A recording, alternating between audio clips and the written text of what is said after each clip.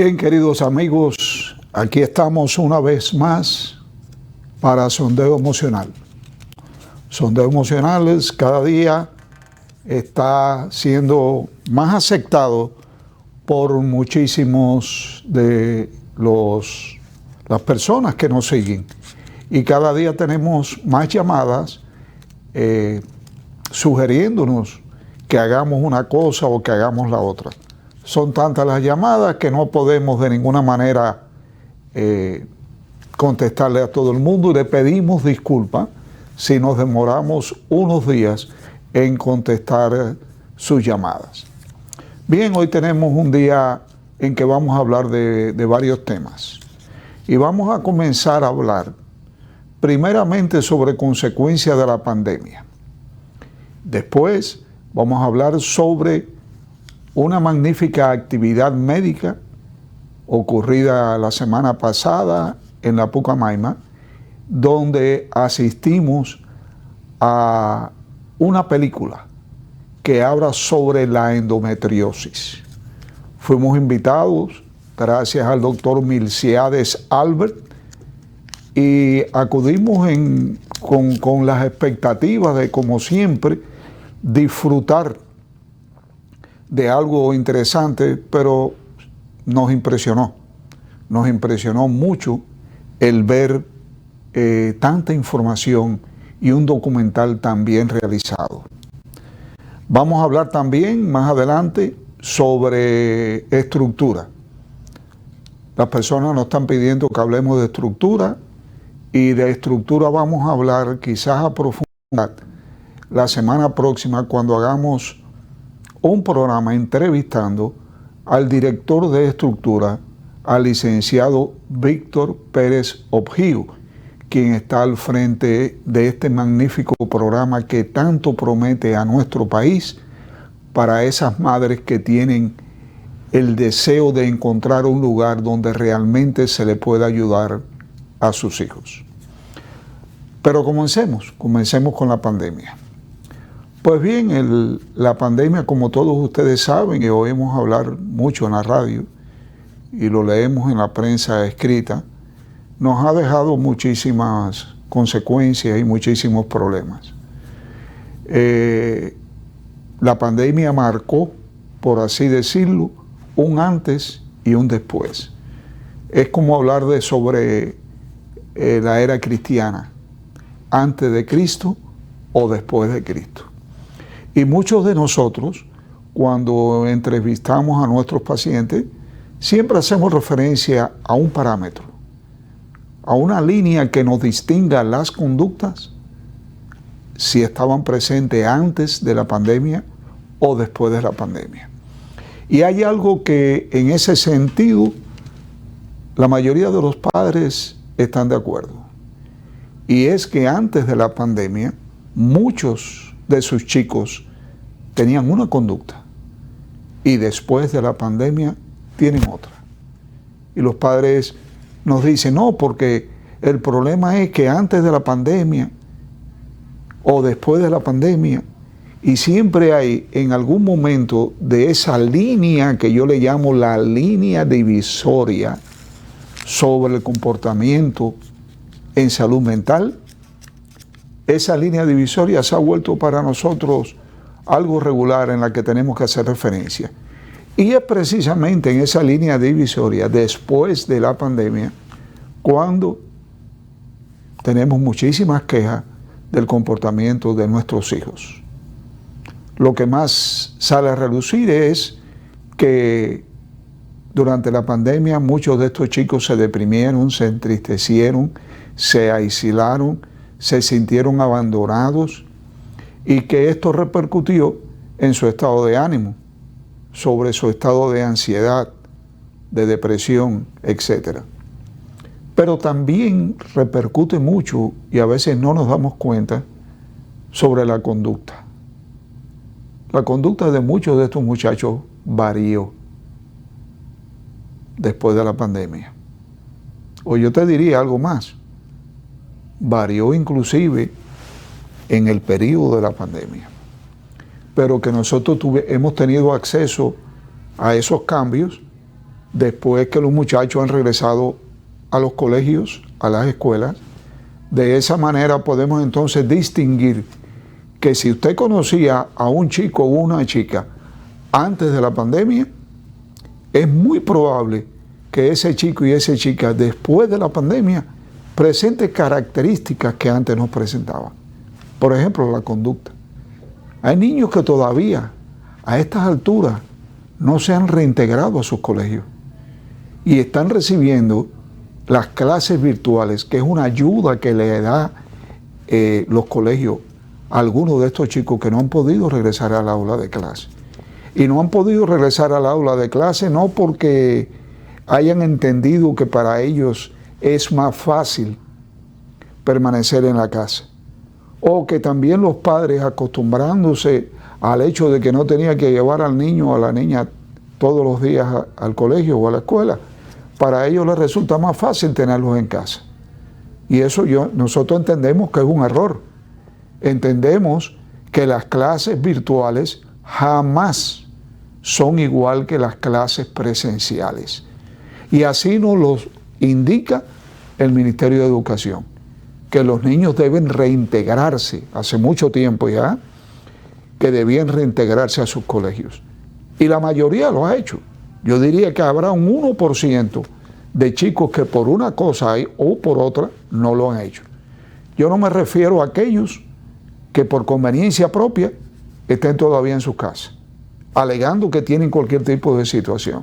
Yo me refiero a los que verdaderamente la tienen, a los que verdaderamente no pueden, tienen claustrofobia o no tienen, son poco sociables, que no logran compartir con sus compañeros, que les molesta el ruido, que les molesta el levantarse por la mañana temprano para ir al colegio y todas esas cosas. Yo me refiero a esos muchachos que tienen problemas, no a los otros. La pandemia nos ha dejado un grupo donde prácticamente en todos los colegios hay alguien, ¿verdad? Y esa es una de las consecuencias que vamos a hablar hoy. Vamos a hablar sobre ese niño o sobre esa niña que tradicionalmente, cuando decimos tradicionalmente, queremos decir que antes de la pandemia ocurría, que no quiere levantarse por las mañanas, que los padres lo tocan, lo llaman. Hay padres que le echan hasta agua fría para que los muchachos se levanten por la mañana. Y es desde el momento en que el papá o la mamá entra a la habitación para despertarlo, ya hay un problema. Ya hay peleas, ya hay gritos, ya hay mal humor. Y es todo una batalla campal lo que tienen que ejercer esos padres para que el niño se levante y se prepare, se desayune. Ya la mayoría de ellos no se desayunan en la casa porque están tan disgustados porque lo han despertado para ir al colegio o a la escuela que no quieren desayunar. Entonces llega el muchacho, esa es la primera etapa, el despertarlo por la mañana. Lo otro es ir al colegio. Se retrasan, no quieren montar en el vehículo, hacen que toda la familia se demore, hacen que los padres lleguen tarde a sus trabajos y ella, por supuesto, llega también tarde al colegio. Y el colegio está cansado de decirle a los padres que no deben llegar tarde porque se pierden minutos preciosos de clases. Ustedes saben que la mayoría de las clases que se dan en las primeras horas de la mañana en cualquier colegio del mundo, en cualquier escuela, son quizás las más importantes. Y también está el acto de la bandera, que es sumamente importante, porque si ya nos quitaron la educación y física y cívica, si ya nos quitaron esa asignatura tan importante para resaltar los valores patrios y de la sociedad de un país, ¿verdad? Entonces, con la llegada tarde de estos niños al colegio, se pierde una parte importante, si no todo, del acto de la bandera, donde los profesores lo aprovechan para dar un poquito de luz sobre lo que son los valores patrios y lo que son los valores de la sociedad. Llegan tarde, los colegios ya no saben qué hacer, los padres argumentan que es por el tráfico, y es verdad que hay un tráfico enorme, ¿verdad? Y siguen aún levantándose a la misma hora. Señores, todos hemos tenido que cambiar nuestra forma de vivir. Después de la pandemia, todo ha sido diferente. Es como el ataque a las Torres Gemelas. Después del ataque de las Torres Gemelas, ya el mundo no ha sido igual. Y la pandemia marca ese derrotero. Entonces, después que el alumno se levanta, se baña, se prepara, todo esto mediante una lucha con los padres, se desayuna, sí se desayuna, y finalmente sube al vehículo para que lo lleven a su colegio o a su escuela y logra entrar, ¿verdad? Allí viene la parte entonces de que no quiere trabajar en el aula, que están cansados, se tiran sobre los pupitres a dormir o a hacerse el dormido, sacan discusiones con sus compañeros, le faltan el respeto a los profesores, ocurren una serie de conductas increíbles que antes de la pandemia muchas de esas conductas no existían. Entonces, ¿qué hacemos nosotros? ¿Qué herramientas le damos a una mamá o a un papá que nos dice, doctor, ya yo no sé qué hacer, él no quiere venir, no quiere participar del colegio? Y nosotros le decimos, qué raro, porque después que llega al colegio y pasan los primeros minutos de mal humor, después se incorpora sin ningún tipo de problema, participa, se divierte, usted lo ve compartiendo con sus amigos, usted lo ve jugando, usted lo ve en un estado normal de felicidad dentro del colegio. Esto quiere decir, y se lo hacemos llegar a los padres, que lo sucedido anteriormente no es más que una actuación porque no quieren ir al colegio. Pero no quieren ir al colegio también por una razón importante, y es que se quedan en la casa jugando los juegos electrónicos o viendo televisión o hablando con la amiguita que tampoco fue al colegio. Entonces debemos romper ese tipo de conducta. ¿Qué hacer? Llevarlos al colegio. Llevarlos al colegio no importa qué. Usted lo lleva al colegio y usted garantiza que su hijo o su hija entre al colegio. El colegio manejará sus inconductas de la manera que ellos entienden que lo deben manejar. Pero lo que no puede hacer es volverse cómplice de ellos. O sea, usted se vuelve cómplice cuando usted sabe que todo aquello no es más que una actuación y sin embargo usted los apaña, usted los excusa, usted los deja en la casa, usted minimiza los actos que ellos producen. Usted tiene que llevar a su hijo y a su hija al colegio los días de clase. Usted tiene que llegar puntual porque es la forma en que usted le está enseñando a sus hijos que la puntualidad y la responsabilidad es importante. Si usted lo justifica, el niño o la niña sabe que usted está mintiendo, entonces él o ella va a mentir. Si usted lo justifica, entonces ellos saben que lo que están haciendo para no ir a clase, no ir al colegio o a la escuela, es lo correcto, porque al final usted va a ceder y usted va a estar de parte de ellos. Entonces, ante una situación que no se quieran levantar, hay que ser enérgico. No se quieran vestir, hay que ser enérgico. No quieren subirse al automóvil, hay que ser enérgico. No quieren entrar al colegio, hay que ser enérgico. Y la otra parte es nunca ponerse de parte de ellos. Siempre señalar la conducta como la culpable de sus problemas. No señale al niño, no señale a la niña. Usted hace énfasis sobre la conducta. O sea, tu conducta está causando este problema. Esa conducta te trae estas situaciones. Que en el colegio hacemos igual. Porque sabemos que esto va a pasar. Sabemos que esto es una manipulación. Y que cuando ellos vean que no pueden obtener ningún éxito, ni con el colegio ni con los padres, ¿verdad? Ellos van de alguna manera a enfocarse en sus responsabilidades. Eso es la primera parte de la moneda, como decimos nosotros. Tenemos también las malas palabras. No le permita a sus hijos decir malas palabras. Por favor, Si ustedes dicen malas palabras en su casa, ellos van a decir malas palabras en el colegio. Y es como yo le digo a los padres, nuestros hijos deben conocer todas las malas palabras. Están viviendo en un mundo, no viven en una burbuja, viven en un mundo abierto de sociabilidad, de amistad. Entonces, que se aprendan todas las malas palabras, no hay problema. Lo que no pueden es decirlas. Y si lo dicen en el colegio, usted sabe que va a tener una llamada del colegio llamándole sobre esa situación. Entonces usted dice, aquí no se dice malas palabras. Y es verdad, hay muchos padres que no dicen malas palabras, pero hay muchos otros que sí dicen malas palabras. Entonces, si usted no quiere que su hijo diga malas palabras, por favor, no las diga en su casa. Otra forma de ellos aprender muchísimas malas palabras y a decirlas son en los juegos electrónicos.